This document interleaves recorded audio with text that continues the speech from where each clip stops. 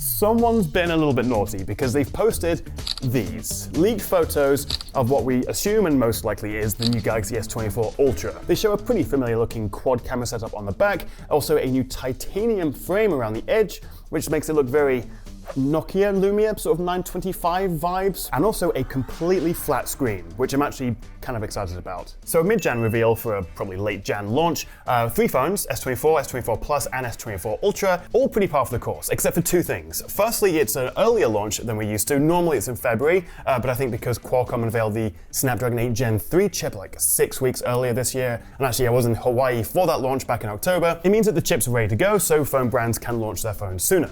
And Samsung won't be the first out the gate with an 8 Gen 3 powered flagship. We've got the Xiaomi 14 Pro, we've got iQOO phones and a couple other brands coming like now or even before Christmas. But Samsung and the S24 Ultra will still be one of the first phones to get it.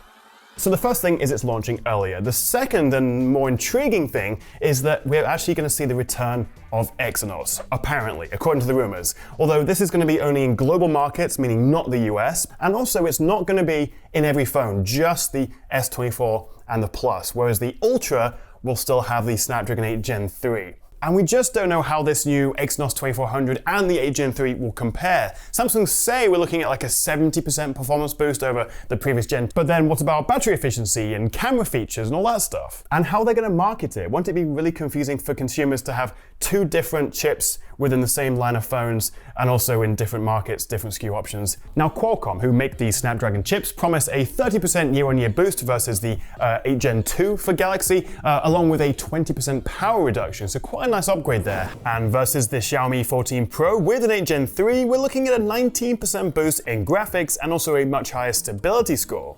Now obviously this is a Xiaomi phone, the cooling, the designs will be very different, and we did see Samsung partner with Qualcomm for that specific custom Snapdragon 8 Gen 2 for Galaxy chip, which was essentially a slightly overclocked version, which later became the 8 Gen 2 Plus, essentially. So chances are we'll see that kind of partnership again, especially as some of the demos Samsung is showing off feature the unique AI abilities of that 8 Gen 3 chip. So these are the key specs we can expect from the S24 Ultra, including 12 or 16 gigs of RAM, up to 2 terabytes of storage, although the base model is 256, but also the same size 5,000 mAh battery, again, 2 years in a row, and I think that's just because they run out of space. Obviously they also bundle the S Pen in here, which takes up a good amount of room inside the phone, although I'm curious, would you prefer if they actually dropped the S Pen altogether, but gave us, say, a 6,000 mAh battery, or do you actually get some use out of it? Still a lovely S Pen, but what I am excited about is this new flat screen, because it means no more sliding off the edge. So this is the S23 Ultra. Obviously I haven't got my hands on the new one yet, and you can see we do have this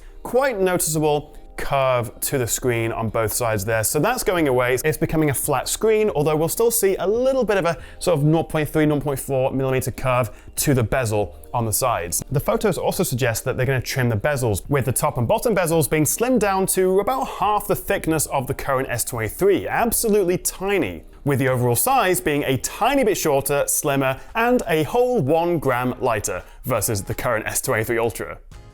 So a flat screen, thinner bezels, and also higher brightness. We're looking at 2500 nits peak brightness on the new model versus 1750 here, which will be a nice little boost for outdoor use, although the question is, how long can it sustain that high peak brightness? We'll have to see. Generally, we see phones drop off after like a minute or 2 as they overheat. Same resolution, but there is a good chance they'll actually bump the refresh rate from 120 to 144, making it a bit more of a gaming phone, because technically the 8 Gen 3 chip will support 240Hz, which we'll probably see on actual gaming phones like the ROG Phone 8, but it would be nice if they bumped it to 144 because it would make the whole UI feel a bit faster, and in the handful of games that do support 144 and you can max out that frame rate, then you'll also get a smoother gaming experience.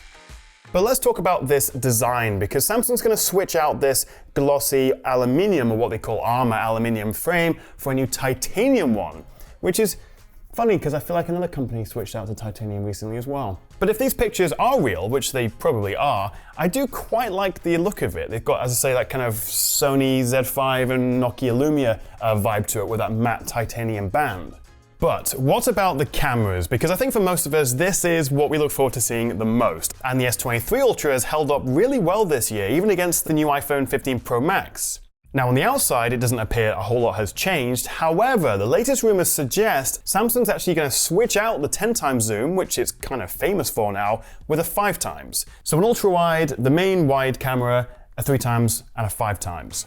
That would definitely be a controversial change. This is the zoom king, and if we drop down from a 10 to a 5 times, which matches the iPhone 15 Pro Max, is it going to lose its edge? Well, the flip side of the argument is that how many times do you, if you have one with an S23 Ultra, do you actually use the 10 times? And I can tell you from experience, as cool as it is to zoom in and be like, oh, that's pretty good, it's definitely better than everything else, I rarely share those photos, and if it's anything but really good light, the quality is a bit rubbish. And obviously the issue with the iPhone is that while the 5 times is very nice, we lose the 3 times, because we only have 3 lenses. So if I can get great optical zooms at 3 and 5 times, with a new higher 48 megapixel telephoto for that 5 times, which can then be binned for a higher quality zoom beyond that, it could end up being more useful, especially for portrait shots.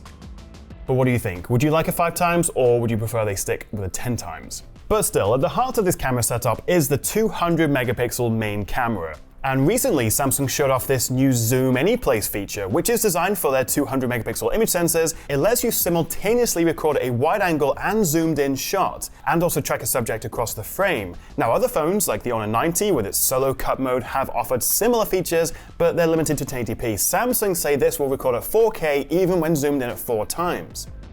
So that all sounds great, but there's one area in particular I really hope Samsung do improve the camera, and that's the shutter lag. See how much faster the iPhone takes a photo versus the S23 Ultra. Now apparently, with the new S24 Ultra, we're going to have this new end-to-end AI remosaic technology, which will help speed up the processing times of the 200 megapixel sensor, which I hope will also mean the binned 12 megapixel photos that you get by default will also be quicker. Because right now, that bit of shutter lag is one of my biggest issues with the Samsung's camera.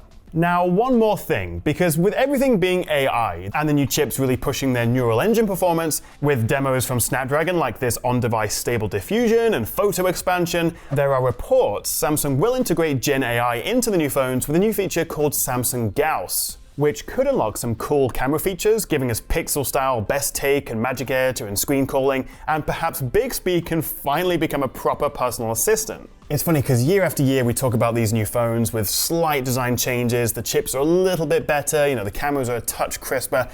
It's all very iterative, right? And it's kind of hard to convince people to upgrade, especially when the phones are so expensive. And I think Gen AI and proper personal assistants, and hopefully some very cool camera features, could actually finally give us a reason to get excited about new devices and potentially upgrade. But there's a lot we don't know about that, so we'll have to wait and see. Now, in terms of a personal wish list, as someone who has been using the S23 Ultra a lot this year, there are a few things I'd like to see, but I'm not holding my breath for, like a bigger 1-inch sensor. That would be great. Or, a better portrait video mode, because I love cinematic mode on the iPhone. It's just not as good on the Samsung currently. Also, I also appreciate the iPhone's new log video feature and being able to turn photos into portraits, and maybe also some smoother transitions between the lenses, especially when recording video.